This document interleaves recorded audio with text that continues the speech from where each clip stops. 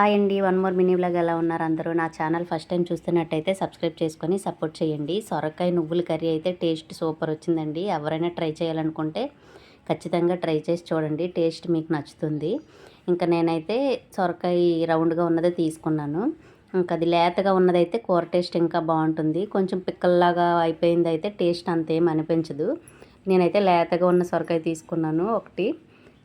దానికోసం ఉల్లిపాయ ఒకటి, 2 పచ్చిమిరపకాయలు, తాలింపులో కొంచెం జీలకర్ర వేసి ఉల్లిపాయలు పచ్చిమిరపకాయలు వేసేసుకున్నాను.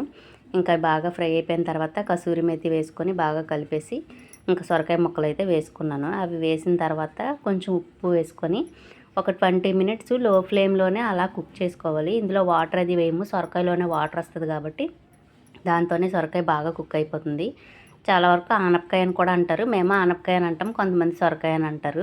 ఇంకా చాలామంది ఇది నార్మల్గా కర్రీస్ అవి తినడానికైతే ఇష్టపడరు, పప్పులో వేసుకొని తింటారు.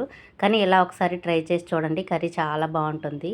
ఇంక ఇప్పుడు సొరకాయ అయితే బాగా ఉడికిపోయిన తర్వాత కొంచెం అల్లం వెల్లుల్లి పేస్టు, పసుపు, కారం అయితే వేసేసుకున్నాను. ఇవన్నీ వేసుకున్న తర్వాత ఒక 3 మినిట్స్ అలాగా ఫ్రై చేసుకున్నాను. ఇంకా బాగా ఫ్రై అయిపోయిన తర్వాత నువ్వుల పొడి అయితే వేసుకున్నాను. నువ్వులు ముందే నేను ఫ్రై చేసి మిక్సీ పట్టేసి ఉంచుకున్నాను. ఇంకా ఆ పొడి అయితే వేసేసుకున్నాను. బాగా కలుపుకొని ఒక 3 మినిట్స్ అలా హై ఫ్లేమ్లోనే ఉంచాను. ఎందుకంటే ఆల్రెడీ నేను నువ్వులు ఫ్రై చేసిందే కదా, అంత ఎక్కువసేపు టైం అయితే ఏం పట్టదు. బాగా కలుపుకొని కొంచెం కొత్తిమీర అయితే వేసుకున్నాను.